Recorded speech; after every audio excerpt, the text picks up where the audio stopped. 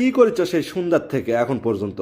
আরে তোমার নানি আর আমার থ্রি পিস বানানোর জন্য কাপড় দিছিল তো ওটা থ্রি পিস বানাবো জামা বানাবো তাই কাটিচ্ছি। আরে আমি ইউটিউবে কালকাই দেখেছি হেভি সুন্দর করে কাটার একটা ইয়া জিনিস শিখেছি, দাও আমি কাটে দেখি। আমি পারবো, আমি কাটবো। দাও দিয়ে দেখো, আমি শিখে দিচ্ছি কি সুন্দর দেখো। দাও আমি না না না তুই কাটবি না, তুমি আমার কাপড় নষ্ট করবেন সব। আর দাও না দেখো। লাস্টে আমার নানি শাশুড়ি দাও কাপড় আমি তুমি নষ্ট করবি। দাও দেখো আরে আমি পারবি না এখন দাও। দেখি তো কি করলো আমার কাপড়টা কাটা। হাই রে মা, এটা কি করেছি? হাই রে আল্লাহ, তুমি এটা কি করেছি না কাপড়ে? এটা হেভি সুন্দর আছে।